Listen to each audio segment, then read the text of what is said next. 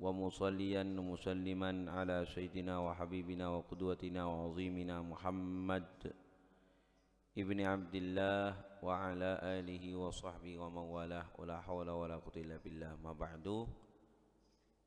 Apa ini aja usul tarbiyah ya?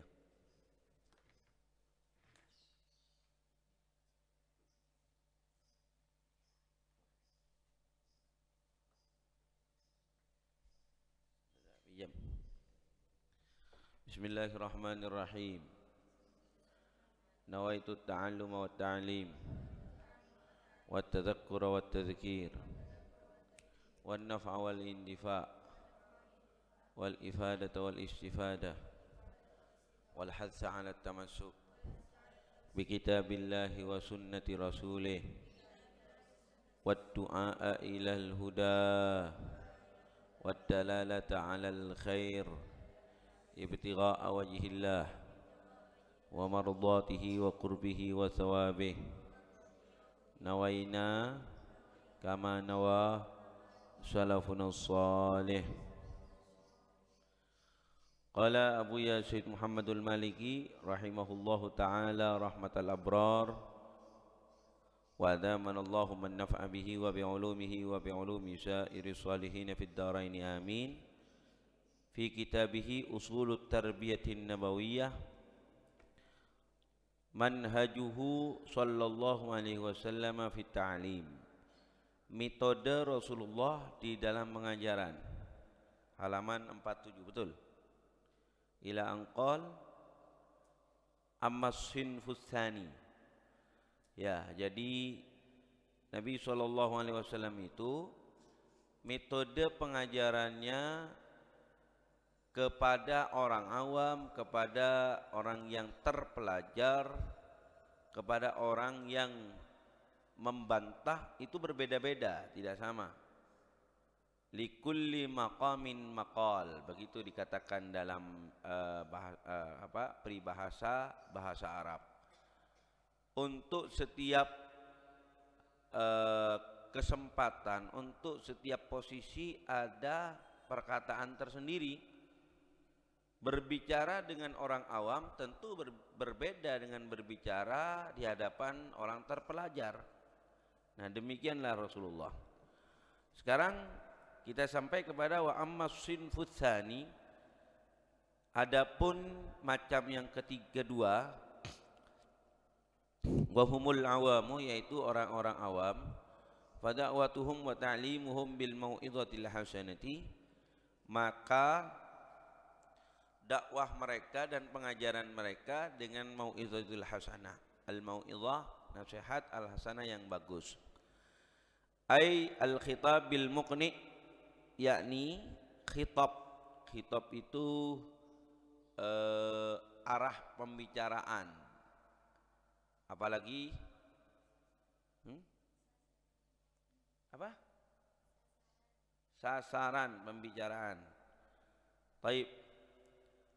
Wal ibratin nafi'ah, dan ibrah yang bermanfaat, ala wajhin, atas segi la yakhfa alaihim, yang tidak samar atas mereka, annahu yansahuhum, bahwa sungguhnya Rasulullah menasihati mereka, wa yaqsidu ma yanfa'uhum, di luar juga, di luar, boleh di luar, wa yaqsidu, dan bermaksud, ma yanfa'uhum, apa yang memberikan manfaat kepada mereka, fahum laisu fi hajatin, maka mereka tidaklah butuh, laisu fi hajatin, bukanlah di dalam kebutuhan, yang maksudnya adalah tidak butuh, ila ihkamin fil qaul, kepada penegasan ya di dalam perkataan, li'annahum awamun, karena sungguhnya mereka itu awam. Enggak usah Nabi SAW itu memberikan dalil dengan sedetail-detailnya, karena orang awam ya kawan. Nah, demikian juga kita ketika kita berdakwah, maka harus dibedakan dakwah kepada orang terpelajar, dakwah kepada orang awam, dakwah kepada orang yang membantah kita. Itu berbeda. Kalau kepada orang awam enggak usah kita itu membahas tentang nahwu sarrafnya, enggak usah. Ya, tak usah umpama ngucol dalil pasti i'rab. Tak usah ngucol dalil kemudian kita menerangkan apakah dalil itu berbentuk amr atau berbentuk nahi, berbentuk am, khos. Tidak usah, mereka tidak paham tentang hal seperti itu. Li'annahum, karena sungguhnya mereka la syubhata indahum, tidak ada syubhah di sisi mereka.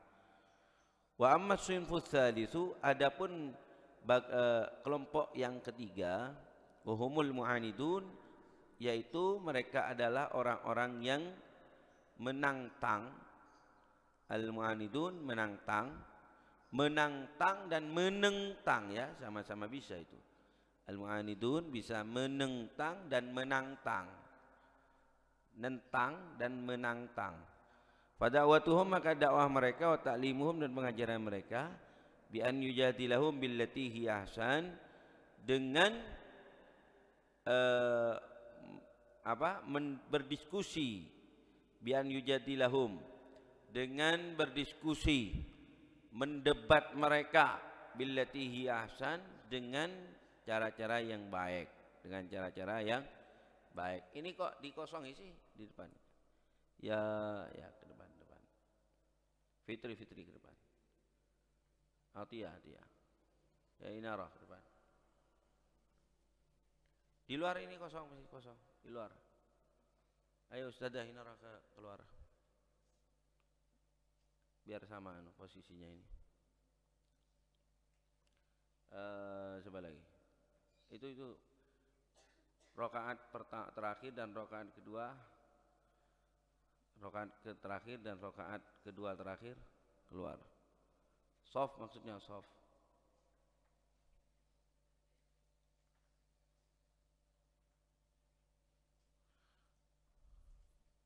Baik.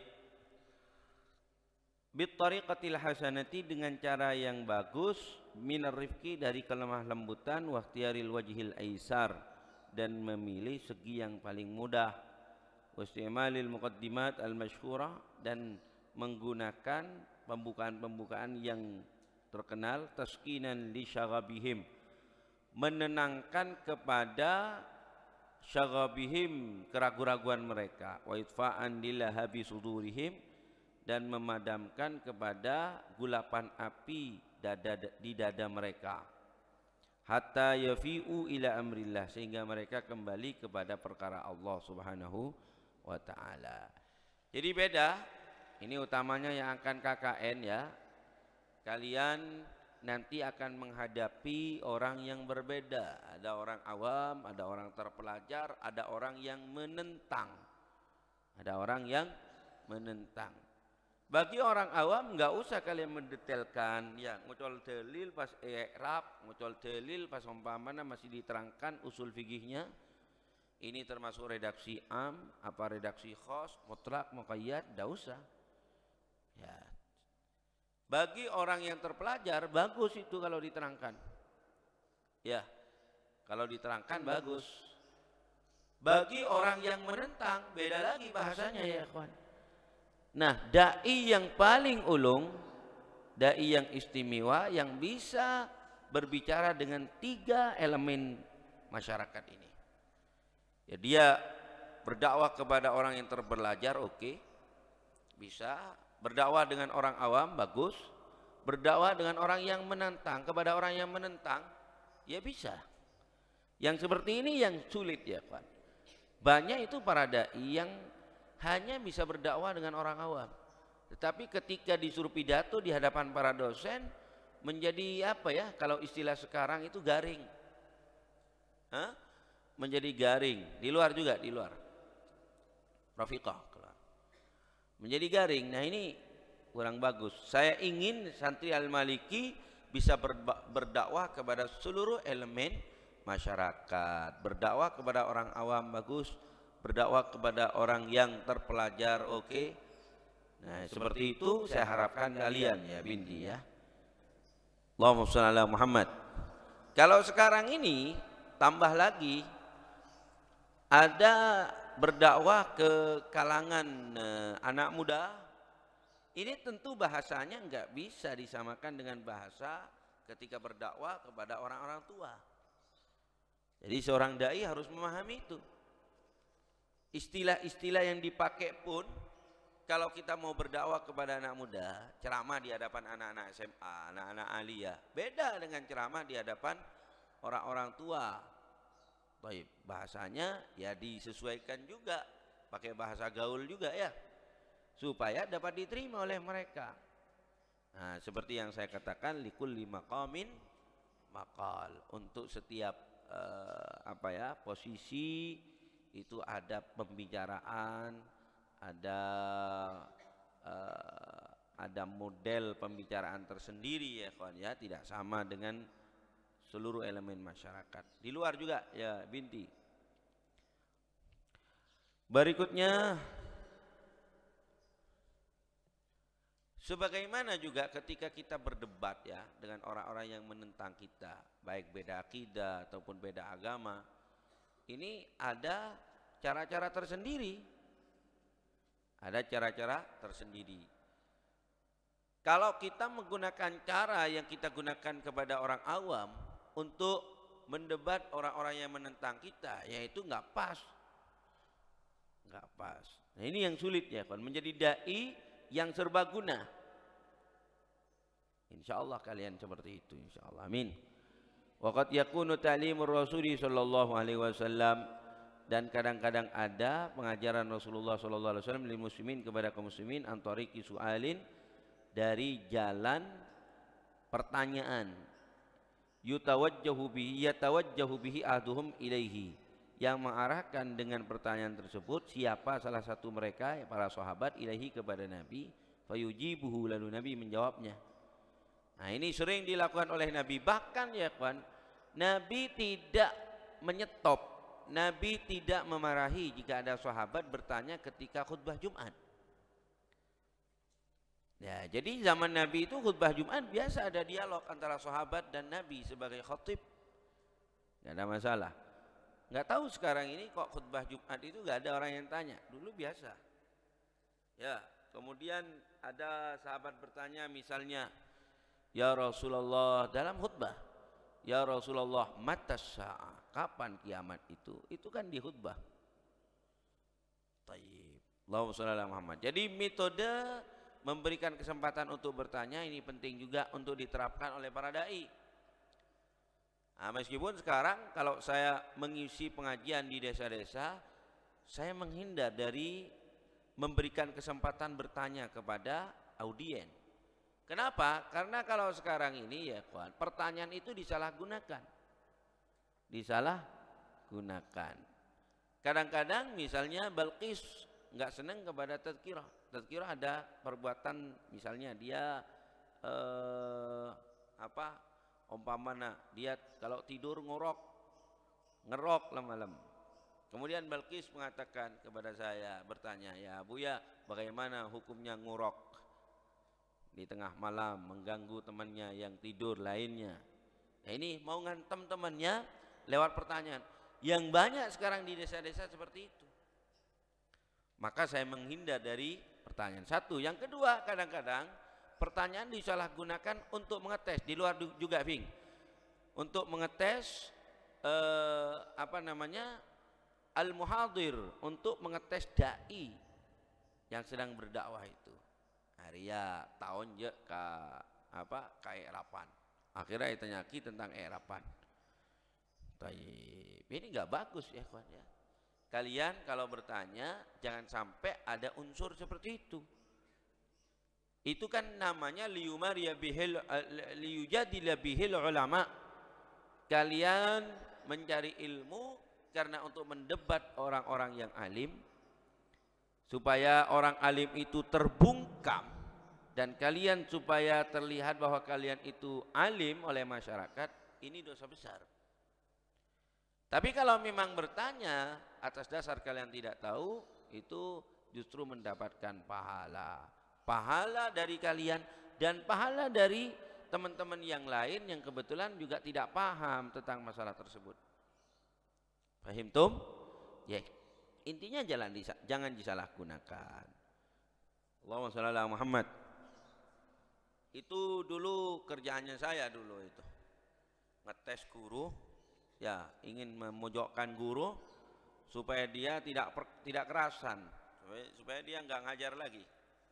Tayyib. Kasih pertanyaan kita sudah tahu jawabannya tapi tak kira tahu aja. Ditanyakan begitu. Dulu ada guru yang akhirnya tidak mau mengajar gara-gara kita kasih pertanyaan yang sulit-sulit. Yang sulit-sulit. Tayyib. Tapi dulu itu sudah dulu. Yaghfir lakallahu ma taqaddama min dzambika wa ma ta'akhkhar. Kemudian kita pernah disidang oleh almarhum itu. Pernah disidang oleh almarhum satu kelas. Gara-gara kita orang memang sengaja memberi pertanyaan yang sulit kepada guru supaya mereka enggak kerasan di kelas kita. Gitu, dikumpulkan sama almarhum. Tayyib. Dimarahi kita habis-habisan. Tapi almarhum itu akhirnya mengumpulkan para guru. Dilalah ketika itu ya kawan, kelas setelah lab komputer itu dulu kantor. Lab komputer di sebelah barat. Sekarang ditempati apa itu? Mantan kamarnya siapa?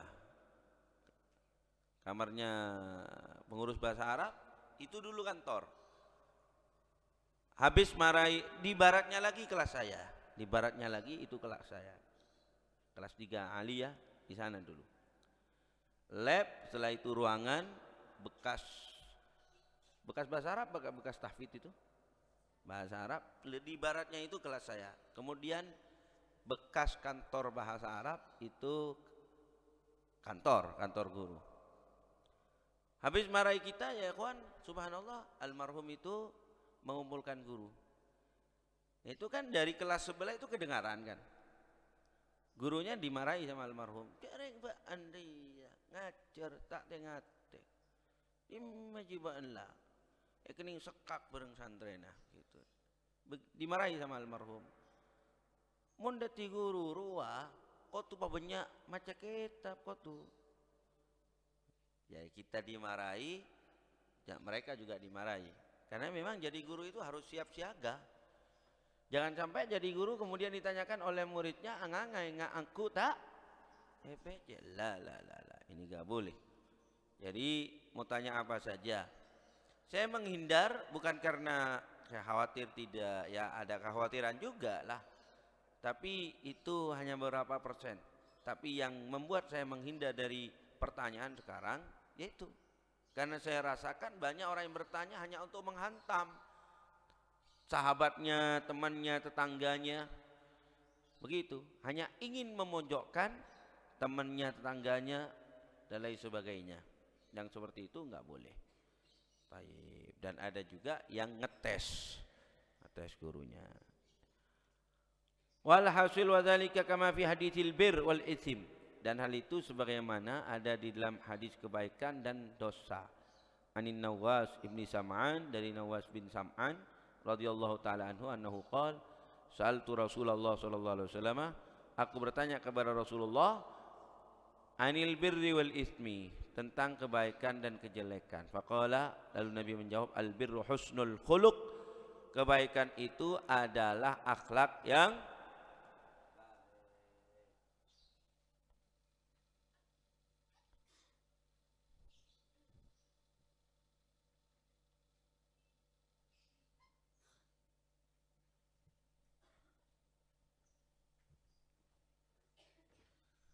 al-birru husnul khuluq, kebaikan adalah akhlak yang baik.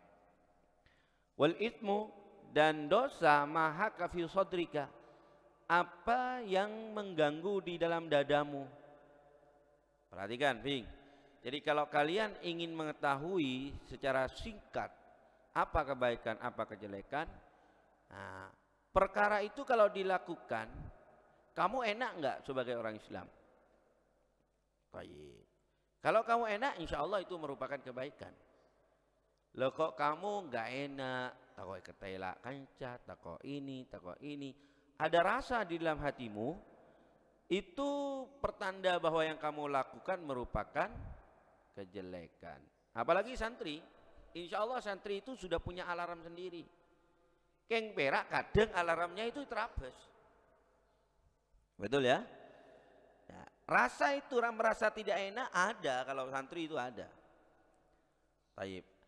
Seperti kalian ini misalnya di luar kemudian mau pakai celana legging di luar, itu kan tak nyaman kok. Kan begitu? Tapi kadang alarm ini ditabrak. Nah, jadilah kemaksiatan. Nah, apa kata Rasulullah? Wal itu mahaka fi sadrika. Fi sadrika. Tapi ini bagi seorang mukmin ya kawan. Seperti kalian. Tapi kalau sudah ahli maasi, wah, pakai bikini itu justru mereka tidak ada hak fi sadrika. Tidak ada sesuatu dalam, justru mereka menganggap bahwa itu adalah fun. Betul begitu? Nah, ketika dilihat orang misalnya mereka itu bangga. Bukan malah ada apa ya kok saya itu kok dilihat-lihat orang. Bukan malah begitu, malah bangga. Oh, begitu. Bodiku memang semampai, makanya dilihat orang. Nah, jadi mahak fi sadrika ini alarm untuk seorang mukmin. Wa karihta, dan engkau benci atau tidak suka an yattali'a alaihin nas, agar mengetahui kepadanya siapa orang-orang. Kalau ada perkara kamu lakukan, kamu khawatir akan diketahui oleh orang. Khawatir kalian itu ya kawan diketahui oleh keamanan. Maka dapat dipastikan itu berarti perkara yang jelek. Perkara yang jelek.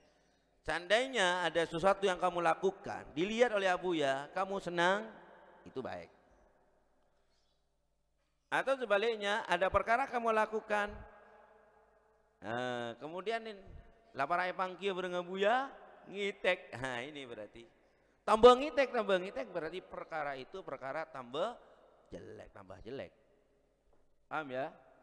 Ini pedoman dari Nabi, pedoman singkat untuk amal-amal yang akan kita lakukan. Kalau kita ingin melakukan sesuatu, ukurannya begini sudah. Apakah sesuatu yang akan kita lakukan itu kalau dilihat orang kita merasa enak, tidak malu, maka ketahuilah bahwa pekerjaan yang akan kita lakukan itu merupakan pekerjaan yang baik.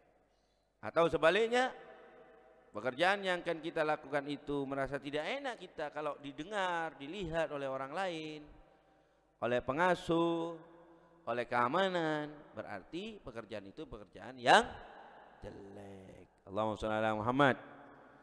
Nah, neng bengko umpamanya ya, baca Al-Quran di kamar ketahuan Abuya, senang apa tidak? Senang, berarti apa? Baik. Neng bengko bektona bento ibu sanya sa bento ibu baik ketela bareng Abuya, senang apa tidak? Senang, berarti yang seperti itu merupakan pekerjaan yang baik. Neng bengko umpamana sapuan bento ibu bento mama, taib, kemudian kelihatan Abuya, senang apa tidak? Senang. Neng bengko apa boleh? Taib. Tapi di rumah ya kawan, kalian melakukan sesuatu. Kalau di era modern ini, ya ini handphone misalnya, handphone, kemudian kelihatan Abuya apa yang ada di dalam handphone tersebut, kalian ngitek, ya sudah, itu berarti tidak baik. Berarti tidak baik. Gampang aja, simple. Simpanan pelajar.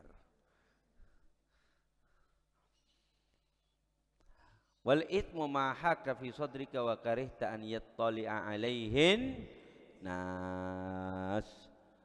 Wa ala nafsi hadzal manhaj, dan atas manhaj ini sendiri, atas diri ini manhaj, maksudnya atas manhaj ini sendiri. Kanatin an-nisa'u, adanya para wanita yas'alna, bertanya siapa mereka? Rasulullah kepada Rasulullah sallallahu alaihi wasallam. Fayujibuhunna, lalu Nabi menjawab mereka. Wa bihadza nara. Jadi Nabi SAW sebagaimana yang sudah kita bahas ya kawan di bab sebelumnya, bahwa Nabi menyediakan waktu tertentu untuk kaum wanita. Nah, makanya di sini ada pelajaran fiqhun nisa. Ada sesuatu ya kawan yang perlu diterangkan dan itu tidak layak kalau didengar oleh kaum lelaki, berkenaan dengan haid, berkenaan dengan nifas dan lain sebagainya. Tayyib. Jadi memang harus ada waktu untuk para wanita secara khusus. Kemudian yang kedua, kenapa harus ada waktu yang khusus bagi wanita? Karena namanya wanita itu ya kan biasanya lebih pemalu daripada laki-laki, sehingga mau bertanya dengan persoalan-persoalan yang berkenaan dengan privasi wanita itu malu.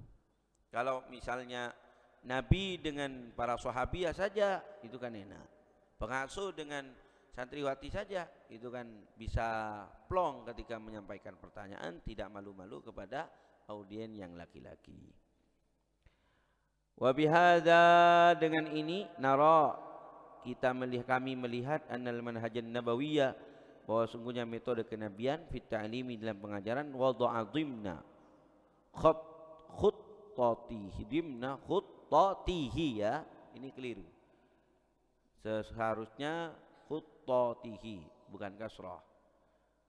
Dimna khuttatihi ar-rasyidah, meletakkan di dalam khuttatihi, planningnya yang lurus, ar-rasyidah yang merupakan petunjuk, maksudnya yang lurus, ihtimamahu, perhatiannya bi ta'limil mar'ati, dengan pengajaran wanita, kama tamma birrajul, sebagaimana memperhatikan kepada kaum lelaki. Jadi ya kawan, sangat tidak benar kalau dikatakan bahwa Islam itu merendahkan martabat wanita.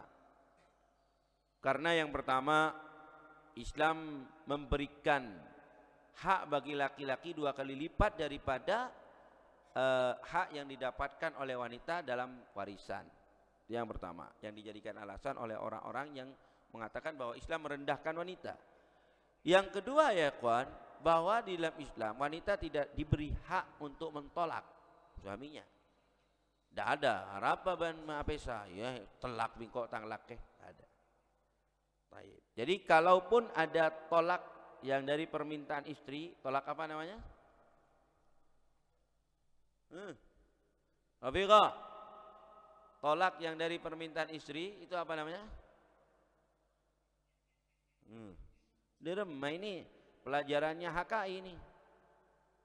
Tolak khulu itu ya kawan, kalau suaminya nggak mau tetap nggak bisa.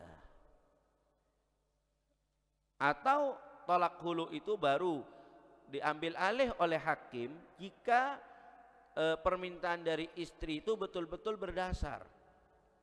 Ada seorang suami sudah 4 tahun tidak mengumpuli istrinya, maka si istri mengajukan tolak hulu kepada hakim. Nah, dasar tidak dikumpuli 4 tahun ini yang dijadikan pertimbangan oleh hakim untuk mentolak. Tetap bukan si istri yang mentolak, hakim nanti. Hakim tidak serampangan. Tapi kalau suami itu kan tidak menunggu alasan. Kapan saja suami itu mau mentolak istri langsung jatuh tolak. Makanya ya saya doakan kalian mudah-mudahan punya suami yang tidak serampangan mentolak istri. Amin Allahumma amin. Karena sekali suami itu mengatakan tolak tuki ya zaujati, jatuh tolak satu. Na'udzubillah. Tayyib. Jadi itu diantara sebab mengapa ada beberapa pihak yang tidak bijak mengatakan bahwa Islam merendahkan martabat wanita. Itu enggak benar, enggak benar. Yang benar, Islam ini akan memuliakan wanita. Saya akan terangkan satu-satu mengenai masalah tolak misalnya. Kenapa Islam tidak memberikan hak kepada istri untuk mentolak suaminya? Karena namanya istri itu ya lebih emosional daripada laki-laki, lebih tidak bijak. Ya mohon maaf, ini realita seperti itu. Lebih tidak bijak dibanding laki-laki. Coba mun atokar semanting ngaki pereng ro selaki apa si bini? Hah? Si bini, saya ngeronyam ro selaki apa si bini? sebini. Jadi yang emosinya meluap-luap itu kaum wanita. Bahaya kalau kemudian kaum wanita diberi hak untuk mentolak. Untuk mentolak. Kaum wanita nggak tahu bahwa terop itu mahal ya. Sewa sound system itu mahal, sewa kuade itu mahal. Dia nggak ngurus itu. Nggak kepikiran ke sana. Mereka laki kan terngiang-ngiang itu. Kores ya bini ya nyewa terop sesewaan 1,5 juta.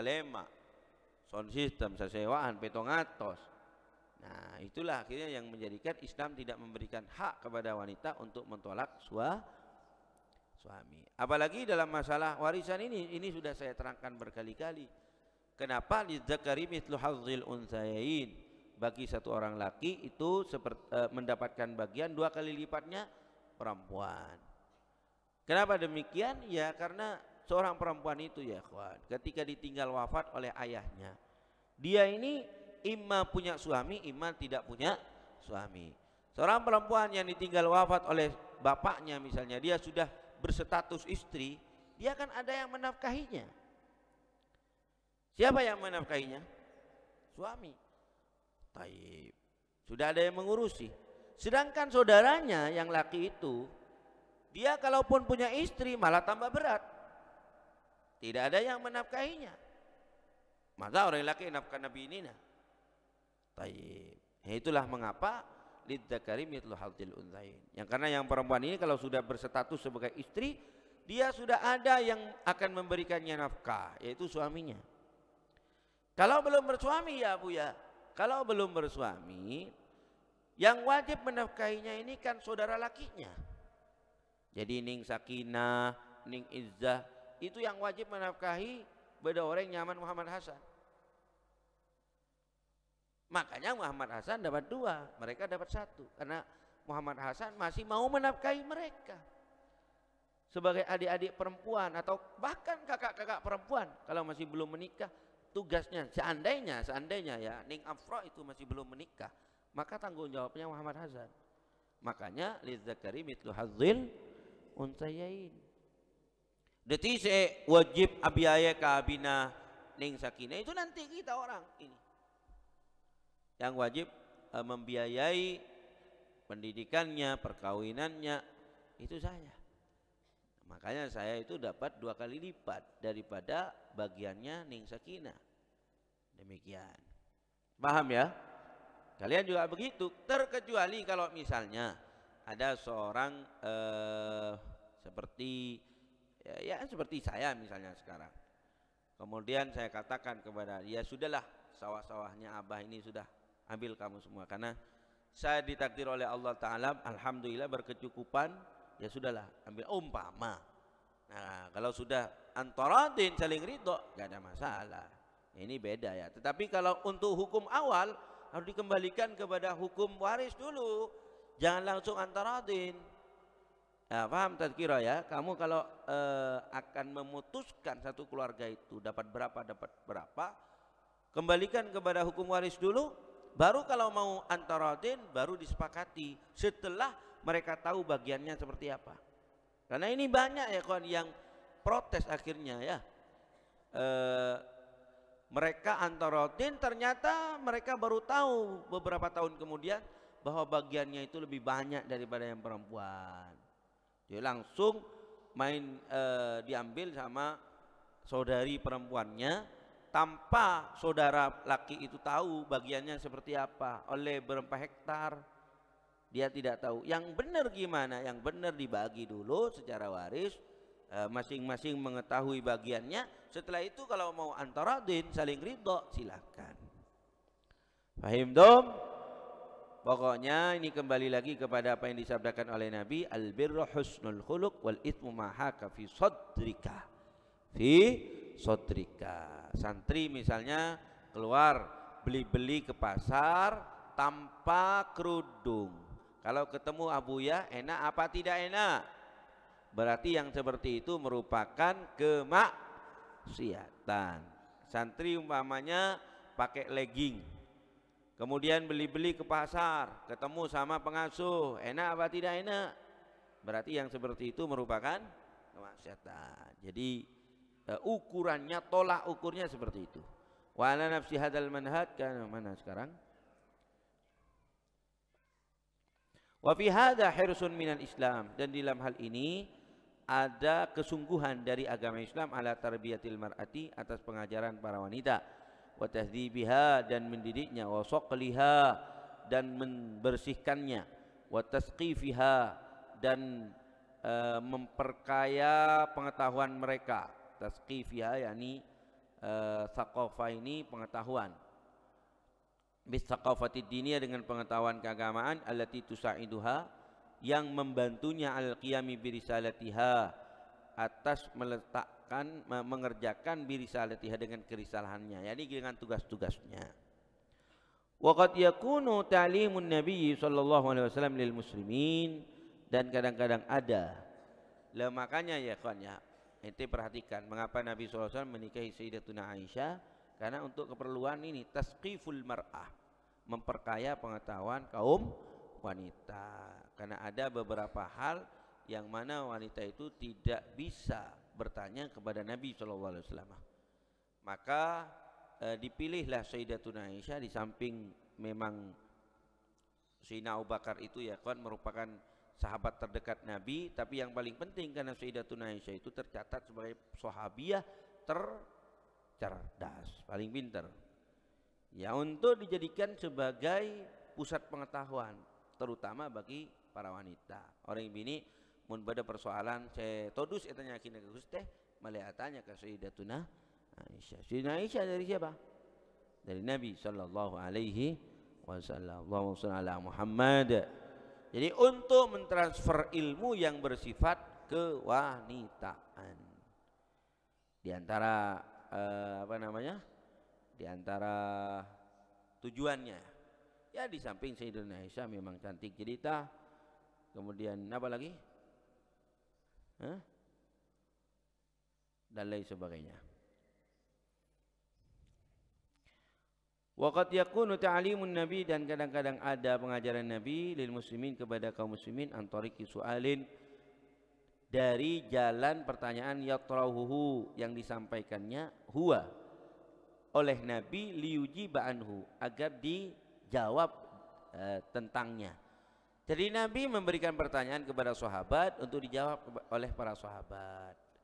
Di samping para sahabat bertanya kepada Nabi, Nabi juga memberikan pertanyaan. Bukan berarti Nabi enggak tahu, tapi pertanyaan ujian, ya, pertanyaan ujian. La liyatluba min ahadin ijabatah, bukan untuk mencari atau menuntut dari seseorang pun ijabatah, jawabannya. Wa innama liyushawwiqas sami, hanya saja untuk membuat senang, membuat rindu, membuat kangen orang yang mendengarkan, maksudnya membuat senang orang yang mendengarkan, wa yuhdhira fi qalbihi, dan untuk menghadirkan di dalam hatinya, wa dhihnihi, dan pikirannya, at-tatallu, pengetahuan ila hadzal amri, kepada persoalan ini, alladzi sayulqihi, yang akan diterangkan oleh Nabi, wa yahtamma bihi, dan agar perhatian dengannya, aidan juga ihtimaman, dengan sebuah perhatian. Jadi ditanyakan oleh Nabi ya kan, agar para sahabat yang mendengarkan itu merasa senang mendengarkannya. Karena metode mengajar itu tidak hanya metode ceramah, tapi metode bertanya juga. Metode bertanya. Dan jangan lupa metode membiarkan audien ya kan merasa penasaran dengan apa yang ingin disampaikan oleh guru, itu juga penting, dan saya kira saya sering melakukan begitu, dan saya mohon maaf kepada kalian, tidak ada kesengajaan. Oh ya, itu ada kesengajaan, memang ada kesengajaan, tapi tidak ada maksud yang jelek. Maksudnya hanya supaya kalian itu ingin mendengarkan apa yang akan diterangkan oleh guru. Bodoh cerita. Sudah kepingin dengar, ya sudah, besok lagi. Besok saya cerita boleh. Ya. Itu kalian harus punya metode begitu ya. Supaya apa? Supaya tidak membosankan kepada al-audien. liyushawwiqa as-sami' wa yuhdira fi qalbihi wa dhihnihi at-tadallu ila hadzal amri alladhi sayulqihi wa yahtamma bihi aidan ihtimaman.